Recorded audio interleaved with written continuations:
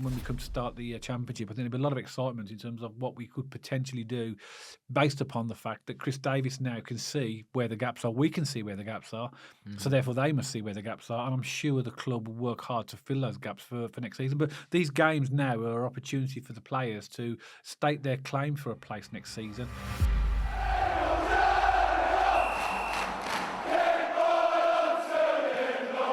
So welcome back to a BCFC Royal Blue. And on Friday afternoon, Birmingham City drew 0-0 with Crawley Town. Now, in the pre-video, we said that we wanted to get a bounce back. We wanted to get a reaction after the Virtue Trophy final the week before. But sadly, we didn't get that. And it felt like a bit more the same. Feels like something's missing. There's a bit of a disconnect at the minute. And we're not quite firing, especially going forward at the moment. But in this podcast, we're going to go over the game where we think we need improvements, where we think things are going slightly wrong, I guess, and talk about all things Birmingham City versus Crawley Town. So, Dad, 0-0 wasn't exactly an exciting affair, was it? It wasn't, and I reflected on it because obviously we're at the game, and we looking back created some really, really good chances. But one thing we've always said, and we were saying this last season as well, one thing that we will always forgive is if the players show desire and commitment and put in a shift. And I don't think we can criticise the players in this because, yes, it was 0-0. But I don't think you can criticise the players for not trying and for work rate and commitment. It was all there. It's just, I believe, poor decision making. And sometimes, we just need to be a little bit more cleverer when we have the ball. I don't know what you think, but that's what I sort of reflected on. Well, Chris Davies in his post-match conference had alluded to the word intensity because, of course, he had a touchline ban, didn't he? Yeah. For this game. But in his post-match conference, he said intensity. The players need to. I'm paraphrasing here. Apologies if I've got it wrong. We need to remind the players that there's still things to go for. There's still 6 games left. He did say he wants the players to enjoy this because they deserve it, because they're champions, and to do that 6 games before the end is rare. And I get that. He wants them to have fun and to enjoy these last 6 games. But he did say we need to crank the intensity up. And I agree with that. And I think the biggest thing for me, and I wouldn't say it's been a theme because we do score lots of goals. We've scored 70-plus goals this season. Yeah. So we're capable of scoring goals. It's just that lack of fluidity, maybe, would we call it? That lack of creativity. You alluded to decision-making, maybe. I think there's something missing in those 3 supporting the striker just to get that creative and that killer punch, that final ball, that cross in, that whatever it is to score. Oh, it sounds selfish saying more goals when you've scored 70, isn't it? But I still think in games this season we are capable of scoring more goals. And I think more important than that is creating chances. Yeah, but we have scored plenty of goals. The league table shows that. I think we've scored over 100 goals in all competitions, but well over 70 in the league. But we haven't really put many teams away, in terms of, there are 1 or 2 games. I can think of like the Cambridge game and the Barnsley game where we've had sort of quite clear daylight in our scoreline, but not many games have been like that. So the vast majority of games this season have been close. And that is partly because we've been sort of doing this all season, but it's been sort of papered over because we win the game. So you don't we win the games, you get the 3 points. The thing that sort of highlighted it to me the most in terms of decision making was right at the end of the game when Yuki came on. Taylor Garden-Hickman was on the right hand side, and all he needed to do was slot the ball into Yuki. Yuki was screaming for it, and he didn't. He took the ball on, and we ended up losing it. And if Yuki would have gone through, he'd have been 1-on-1 with the goalkeeper. That is a good example, and we had others as well. I mean, Stansfield as well. I don't believe he's getting the service that he should. He played it on the right, but to me, he was far and above the best player on the pitch for us in that game. His commitment was absolutely brilliant. Had some good chances, but it is that I saw some comments on social media where people were questioning the desire and the commitment, and I don't agree with that. I mean, and people who are entitled to their opinions, that's fine if they believe that, but that's not the game I was watching. I saw a team that were trying, they were putting the effort in, putting the shift in. It's just that we literally were making bad decisions again, and that's what stopped us winning this game. I think I'm not putting anyone under the bus here. I think the team's had a fantastic season. I think when we do move into the Championship, Dad, we made some mistakes yesterday and some sloppiness that we get crucified at a high level. Yeah. Sloppiness at the back, not being decisive enough moving forward. And I think when we do think about this somehow, when we do think about moving, I think I mentioned it a minute ago, those 3 players, if we stick with the 4-2-3-1, which I'm certain we will because Chris Davies likes that formation, we need fast, we need pace, we need creativity, and the number 10 for me, we can get into the specifics of the number 10. shortly. But that is such a key position in this formation, and we're just not Yeah. dynamic enough moving through that position. You know, when you look at the good teams, Dad, but when I say good teams, like we've won the League One. I'm not saying we're not a good team. I'm saying when you look at top Premier League teams, their number 10s are completely changing the game for them in the attacking sense of the game. And I think if we want to be a good Championship team next season, we need to look at the wingers and the number 10. For me, that's my observation. Because if you think about this logically, Dad, again, I'm not being selfish. We've scored a lot of goals, but if you look at Peterborough and Crawley on paper, they concede a lot of goals this season. Crawley have conceded the most, haven't they, in League One? And Peterborough have conceded a lot of goals this season. Peterborough second most have conceded. Yeah, and we had some good chances against Crawley, but if you think about it, we should be scoring against these teams, shouldn't we? And the fact that, we can get into the mechanics in a minute and the games, we did get off to a rocket ship in the first 5 minutes, but then it kind of tailed off, and we should have been 2 or 3 up by half time with those chances in the early part of the game. But we still should be doing that a little bit more just to, I think kill teams off, isn't it? It's frustrating for Blues fans for a number of reasons, right? Firstly, as you pointed out, we in the last 2 games, even though one was the cup final, not the league, we played Peterborough, who have conceded the second most goals, and Crawley, who have conceded over 81 goals in the league, which is the worst, and we haven't even scored a goal against either of them. That's the first thing that is frustrating. Secondly, we've been spoilt at home. That's the first time we've dropped points at home since the 29th of December when we drew 0-0 with Blackpool. We've won every other game since then at home, every league game at home since then. So we've been spoiled. And also as well, I think we've won the league, and I think there might be an expectation that we're suddenly this fantastic team now that we've won the league and we're champions, we're going to go and trounce teams. I think it's a combination of all those things that make it feel a little bit like a defeat, actually, even though it's not. It's because, and it's Crawley as well, a team that's struggling. So, I think put those things all together, I think there was a little bit of frustration, I believe, from Blues fans. And of course, we have won the league, we've achieved our objectives, we've got promoted. But I think looking at this particular game, it's frustrating because really on paper, and I know we don't win games on paper, but we should have won this game in terms of the opposition, our momentum, the fact that we're the high scorers and they're the low scorers in the league. I know. It's all that, put all that together. But as we know, we've seen this in football all through the years. These type of results happen. As Chris Davis, I thought Chris Davis did a very good post-match interview. If you haven't watched that, by the way, just go and look on YouTube at Chris Davis's post-match interview. And he was, as you mentioned, up in the stands, so he had a good view of the game. I think he was very, very honest about the game, and I think that he identified that there were, didn't say decision making, but all the points we've just spoken about, he brought all those in. He mentioned intensity, decision making, exactly what the Blues fans have been talking about for these past 24 hours. But a big thing I want to talk about in this podcast, Dad, I don't know whether now's the right time to do it or whether we talk about it when we talk about the mechanics of the game, is our set pieces.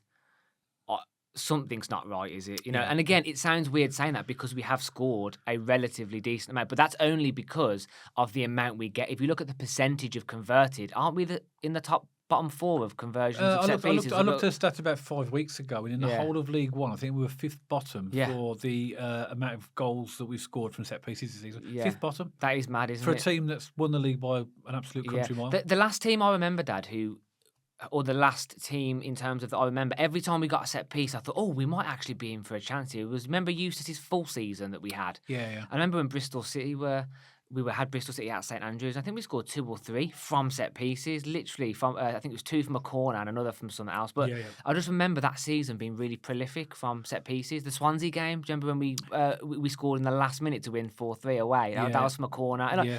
And corners are such an important tool in your arsenal. League One teams are absolutely renowned for it at this level because they need to make them count. Yeah. And I don't think we're making our set pieces count. And also, it's on both ends of the scale. I think we're quite poor attacking them and we're quite poor defending them from time to time as well. And again, I don't want to put a magnifying glass on something and blow it out of proportion, but I think we need a set piece coach in the summer. We've said this before. Yeah, we have. Yeah, we've said this before. I think this was the final one for me where I thought we are just not good at set pieces this season. I just looked at this game and I thought we're not dangerous at all. No. And even the deliveries into the box this game were poor. But I think that's linked to the bad decision making as well, because the crosses are coming in, but because of bad decision making, they're going to the wrong places. There's nobody there, and also as well, I don't think we, particularly for corners and balls into the box. We haven't really got any really good headers of the ball. We've got Yuki, but Yuki only comes on for the last bit of the game. But there's nobody who can really header the ball, But I mean, we'll come on to that chance that Williamson had for the cross. If that was to Yuki, that when the cross came, that's a goal all day long, isn't it? But Williamson, he's not. He just can't header the ball because he's not. I mean, with his height as well, it's a bit disappointing that, but. He's just some players are just good at heading the ball and some are not, and we need players that can take a cross. That takes the pressure off as well. Because sometimes it's just as simple as ping the ball in the box and the headed goal takes the pressure off. But we can't do that at the moment. I appreciate, by the way, your point, Dad. You said that some players are good at heading the ball and some players aren't. Some players have good strengths and some don't. But if you're a professional footballer and the amount of money they're on, you've got to stick your head on the ball. Williamson didn't even. It just went completely past him. It was almost like I don't want to header this ball kind of moment. I don't know. It just felt a little bit off me. But by the way, I'm not going to jump on any bandwagon here with Williamson, not at all. We can get into the individual performances in a minute, but that was really. If he'd have put his head, and we saw it at Northampton as well, didn't we? I think as well, Mal. What sort of stood out to me, and this is going back to the starting lineup. The only change from the Virtue final was that Dal was injured, and who came in for him? It was. Alfie started, and it shows you what the issue is really, because Dowell is more creative in as a number 10, and I truly believe this as well. I think if Dowell was on the pitch, we would have won that game because I think he would have been more creative in some of the balls through. He wasn't because apparently he had a virus or something, so he's ill. So it's not a long-term thing. And I think it just shows you the gap we've got there, like you mentioned, in that particular position. Yeah. But I thought there might be one or two more changes. I thought Paik might be injured from the Virtue final, but he started. And obviously Chris Davies wants to continue to play these teams, but it was a good opportunity to, with the games that we got coming up, to actually sort of maybe do a little bit of rotation. But the team was virtually identical apart from Dowell missing from the Virtue final. Yeah. I think when Blues fans make comments, you mentioned earlier that you said you felt like the passion and desire was there, and then some Blues fans think that they haven't. I think when you look at Paik and Awata, they've been so solid all season, and they have had a couple of poor games, haven't they? And maybe it's thinking, they're usually so on it, they're usually so solid, so consistent, and they are, again, yesterday, I don't think anyone massively painted themselves in glory. I think Stano was arguably the best threat down our right, but I think when players aren't firing on all cylinders, it can look like they're not bothered, but it just means all we're saying is they're having a bad game. And players are entitled from time to time to have a bad game. I think what's disappointing is the timing of it. We've just lost the Virtue Trophy final. We all wanted a bounce back, and we got more of the same, didn't we, really? I mean, it was a bit better in terms of, I know we did create at least a few chances in this game. We didn't create anything in the Virtue Trophy final, but I think what's disappointing is our bigger players aren't stepping up in these moments to carry us through the line, are they? And we've spoken this season, Dad, about that resilience and that grit and that determination. If we had a few more players like a Barry Ferguson or a Stephen Carr, I think we'd have won yesterday because they would have lifted it and carried it and fought us over the line. Whereas I think the players at the minute, they're just tired, maybe a bit fatigued. It's been a long season. I don't know. I mean, they're professional footballers. How long can we carry that excuse for? This is my point. We've got a squad. So, exactly. Use the squad. If they're tired and fatigued, use the squad. Yeah, exactly. Not pick the same players. I agree. But maybe Chris Davies was giving the players a bit of a redemption opportunity. So okay, you didn't do too good in the Virtue final, so go out and do it against Crawley.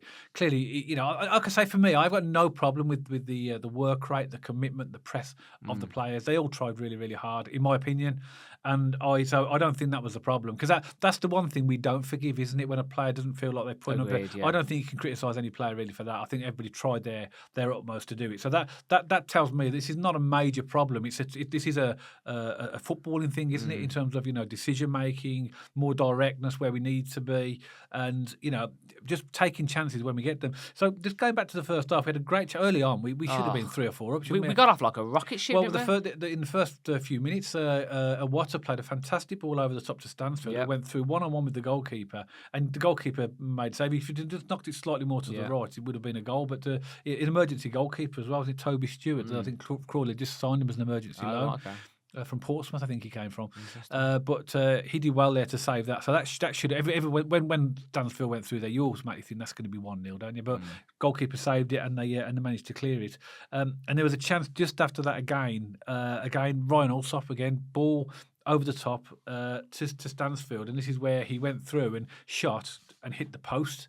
That was unlucky as well. I mean, Stansfield could have had 2 goals. I mean, he looked really on fire to me, Stansfield. He did. In the first, I think in the first 10 or 15 minutes, he looked like a man on a mission, didn't he? Again, he had moments where he went a little bit quiet, but you always do on the wing from time to time. But generally speaking, he was destroying that right back, weren't he? The right back was completely killed in that game. Yeah. He had, this is the chance we were talking about a bit earlier. He went down the left, crossed it in for Williamson, and it's a fantastic cross. Yeah. He literally just needed the head on it. Redirection, isn't it? Yeah, but he literally just, I don't know whether Williamson went for it and missed it, or it just was, I don't think it was too high for him. But anyway, that was a chance. So that came from Stansfield as well. That could have potentially been 3-0 in the first 15 minutes. Yeah. It's quite staggering, really, isn't it? And we all thought, it's going to be, a game we're going to score in a minute. But, and then, another chance, towards the end of the first half when Laird played in Keshi Anderson. A really good move that was, wasn't it? Just down the right-hand side. But he fired across goal, didn't he? Yeah. And, you would have thought, because it was a fantastic move, actually, and Keshi was running onto it as well, thought he's going to tuck that inside, and that went wide as well. And what I will say, Dad, you've highlighted a few chances there where we have shot and we've put the ball in, but I think our players still need to back themselves. Have some confidence, pick it up and fire it from 30 yards. If it goes over, fine, but there's so many other opportunities that could come from that. It could take a deflection, it could hit the post, it could go out for a corner, it could do a whole load of other different things. And our players, in my opinion, sometimes don't have the confidence to back themselves and just pull the trigger. Yeah. There were so many times yesterday where I was thinking, shoot. It was. It's been like that all season. It has been like that all season, to be fair. But you just need to have a pop, just back yourself, have some confidence and shoot. But what I will say, Dad, is fair enough. You just highlighted a few chances there, but I'd say Crawley fired a few warning shots. They did, yeah, they did. They went through, a couple of times. Who's that ex-Villa player they had playing for them that he went through? He had a shot. We'll talk about the second half in a minute when we nearly basically gifted them the game. I'm just getting that player, Hepburn Murphy. That's the one. Yeah, he went through. I mean, he went through. I think towards it was a half chance, but he did get a shot off, and Allsop had to save it. He did, yeah. But it was a bit of a tame effort, wasn't it? And he was well covered by Allsop, to be honest. But yeah, I mean, fair play to Crawley as well. They had one as well, Dad. Sorry to interrupt you, where they put it to the back post and the man was completely marked. But I think it just went past him, or he just missed it, or something. But you think to yourself, warning shot. Waking up, boys. Well, in the Championship, that's a goal. It is a goal. That's a goal. Better players would have definitely punished us, I think. Yeah. But you've got to give credit to Crawley as well, because in their league position, they came out and they tried to play. They didn't set up the usual bank of double forward, didn't they? No. They were all right, weren't they? They had to go. They tried to play football, and I think that's all credit to them. Yeah. Their press is good as well. Yes, they pressed well. We nearly caught them out a few times, but again, they were pressing so well a couple of times. A couple of times in that game, I had nightmares of the goal we conceded away at Northampton, because we did exactly the same. Allsop to a Water, and they're closing down. And the one time, I think we only just about shifted the ball out quick enough just to get it away. But the press is good, and playing from the back is good if you do it properly. But teams will soon catch you out if they pressure high enough, don't they? Yeah. It wouldn't be. It's not just us. How many teams this season have got caught out? I think didn't West Brom get caught out against Coventry this weekend? Yeah. Exactly the same thing, wasn't it? Where they were pressed and they give the ball away. It's that thing, isn't it? That playing out from the back is quite high risk, but it's also quite high reward. So if you break the press, the odds are you're going to go up and create a chance. But if you somehow lose it, the odds are you're going to concede a goal. Yeah, it's both ends of the spectrum when you're playing out from the back. So when you do it, you got to do it with confidence. And I think what I will say on that, Dad, majority of the season, I think we've played out from the back outstandingly. Actually, in terms of as a statement throughout this season, because Chris Davis has came in. I know we tried it under Rooney Ball. Let's not talk about it because it was the worst 3 months down the blues of my life. But Chris Davis has implemented this new strategy. I think we've played it incredibly. I know there was a few blips. There's always going to be a few blips when you're adapting to a new manager and a new strategy. But overall, playing out from the back this season, I think we've been pretty good. Yeah, I agree. And the point you made there is really important, is that this is a team that have been playing this for the first time this season, really. You can't really count last season because these players, it's a completely different squad, isn't it? I think we'll get better and better at this. And I think we've already had a season now where we've done this. So I suppose the DNA now of the playing style is ingrained. It's just developing it now, and all the players are on board with that, aren't they? Crawley had, actually, let's talk about that chance that Crawley had as well. Again, playing out from the back, also passed it straight to their player, wasn't it? It's the second half now. Yeah, the second half. Yeah, this was Russian Hepburn Murphy again, and all he needed to do was a little bit of composure, and that would have been one. Guided in there. I think he just had a rush of blood and just tried to let adrenaline almost. And again. Championship, 99% out of 100, that's not 99 times out of 100, that's a goal, and we've got to be wary of that as well. And again, it's just because of their high press. So that was a bit disappointing, but there are some things we can take from this game. I think that it was good to see Myung Jae Lee come on, and he looked really good. Pretty good for Cochrane. Some people have called him the South Korean Ashley Cole. Well, after 20 minutes of football. It's of course tongue in cheek, but he looked good, didn't he? No, let's see a bit more of him first. But from what I did see in that game, people were joking. It's a good start. Let's give him player of the season. He's had 20 minutes, but he did look good. He had a few runs down the left, a couple of good crosses in as well. So it's nice to see him, because obviously we were wondering where he was. Yeah. And he must have had the biggest pre-season ever, because apparently when he joined us, he was having a mini pre-season. There's nothing mini about that, but hopefully he'll get a bit more game time. Give Cochrane a bit of a break for the next few games, or maybe at least come on as a sub and share the role with Cochrane. But that was positive. I thought our left-hand side was great, Dad. I thought Cochrane had a fantastic first half. He intercepted quite a few passes, quite a few big challenges. I thought Stansfield had that right back on strings during the first half. I thought our left was actually looking pretty strong. And then when Young Jae Lee, I always get it wrong. I always call him Mung Jae Lee, but apparently it's Lee Mung Jae. Right, Lee. Okay, so some people saying it wrong for the last 3 months. Okay, okay. So he looked good as well when he came on. As I said, Stano looked good on the wing as well. And there were the odd moments of real good chances in the game, but it was just that killer instinct around it again, that decision making again. But overall, Dad, I was reflecting on this the other day. I think as Blues fans, we are fully entitled to be disappointed with the performance. But what a position to be in. We're champions and we're disappointed that we're not winning the game. I'd much rather be in this position than 21st, looking down at the league and moaning because we're losing because we're in a relegation battle. And by the way, I'm not saying that the situations aren't comparable, because that wouldn't be fair. They're completely different. But I'm just making a point is, as a Blues fan, the fact that we're a little bit downbeat, that we're drawing against Crawley, but we're still champions of League One. It just shows, actually, in a weird way, the great season we have had. Yeah, it is. And I think that the next 5 games, because that's all we've got left now in the league, as we mentioned in the previous podcast, they're going to give Chris Davis the opportunity to look at the players and look at, he would have seen that game. Yeah. And he will, with the rest of the recruitment team, will need to work out now how we fix that for next season. In fact, not just how we fix it, how we improve for next season. Yeah. So I wouldn't panic if I was a Blues fan, thinking, we're going to struggle in the... we've had all the, social media about, that team's going to get relegated from the Championship, which, by the way, I doubt, but you never know. But that ain't going to be the same team that starts in August. There's going to be X amount of new additions to that team. It's a bit like last season, isn't it? We came down with as a relegated team, and there were so many changes. Clearly, there's not going to be that amount of changes in the summer, but there's going to be a fair few. And I think when we all come through the pre-season, and I think when we come to start the Championship, I think there'll be a lot of excitement in terms of what we could potentially do, based upon the fact that Chris Davis now can see where the gaps are. We can see where the gaps are, so therefore they must see where the gaps are. And I'm sure the club will work hard to fill those gaps for next season. But these games now are an opportunity for the players to state their claim for a place next season, but also for Chris Davis to work out, actually, we need that. Like you said, we've already mentioned a few positions that we need in the previous podcast, so we're not going to do that now. But there's clearly improvements that need to be made for next season. There's 2 things for me, Dad. 1, points record still on the table. Why not? Let's go for it. 5 games left. Let's give everything we have for the remainder of the season to get the points record. And 2, as you said, it's a chance for Chris Davis and his staff to see who's going to stay and who's going to go, because he's going to rack the bar up even higher next season. And what I've loved about Chris Davis is he's not scared to get rid of people with bad attitudes, or get rid of bad apples, as he called it himself in the pre-season. Before we got started last summer.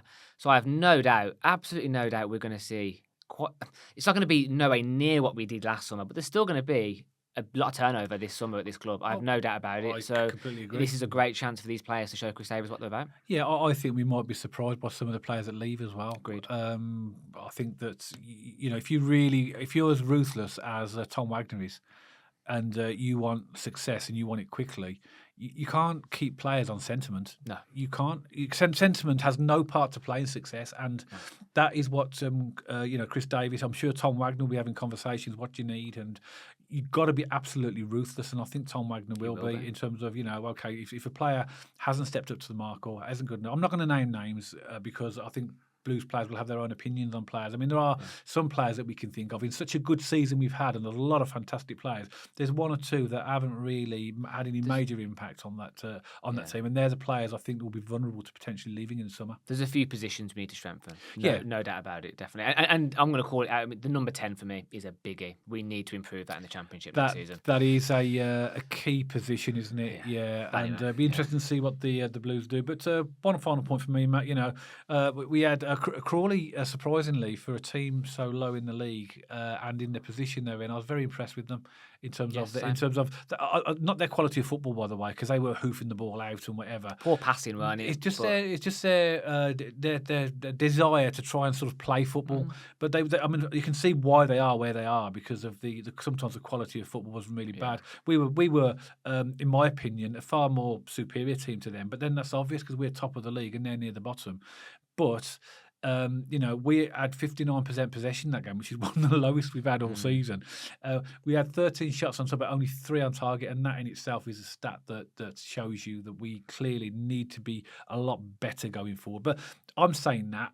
Blues fans know that. You know that. Everybody, Chris Davis will know that we've got to be more effective going forward. And that is where I believe that the issues are going to be in the summer. Because actually at the back, I think we're pretty good already. We are good, but we are definitely having moments of sloppiness. Allsop passing the ball. Again, I know, players are entitled to make the odd mistake, and Allsop's been solid all season. I'm not blaming him. I'm just saying there's been a few moments in the last 4 or 5 games where we've gave the ball away really cheaply at the back. I agree, and that's. But you're right though. We are solid at the back. We are solid, but I think we do need another goalkeeper. And I wouldn't say as a backup to Allsop. I mean, another good goalkeeper that will compete with it. So basically, we're assuming that Allsop will be number 1. But if we get a good quality goalkeeper that comes in, a really good goalkeeper, then that could be a bit of a battle between Allsop and that player. But we do need a backup goalkeeper because if Allsop gets injured or suspended. In the Championship, we've got to have a really good number 2, and also as well we know that Neumann is coming as well. So we know that we've already made that signing. Well, it'll be officially announced. I think it's on the 1st of July. So he's going to add strength. But the thing about Neumann, he's fast as well, so he's got pace at the back as well. Yeah. So in my opinion, I think the summer transfer window is going to be very, very interesting. I think these players now have the opportunity in these final 5 games to show Chris Davis what they can do, and if they don't, I've got a feeling that Chris Davis and the recruitment team will be looking at those positions. I think just look at the full-time team talk from Wagner at the Virtue Trophy. He's not messing about, is he? So I think we could be in for a shock this summer. So we'll see what happens. But as always, Birmingham City supporters, we would love to hear from you. Please let us know your thoughts in the comments section below. Maybe you're a Crawley Town supporter, Maybe you watched the pre-video. Maybe you've tuned in for the first time. Let us know your thoughts on the game as well. And if you like this video specifically, please don't forget to give us a thumbs up and check us out on our social media channels. We have an X page, we have an Instagram page, and we're also over on Spotify, so you can watch or listen to us on that platform now as well. And if you haven't already, don't forget to subscribe to the YouTube channel and press that bell notification so you get notified every time we post a video. And myself and Dad will see you on the next one, all about Birmingham City.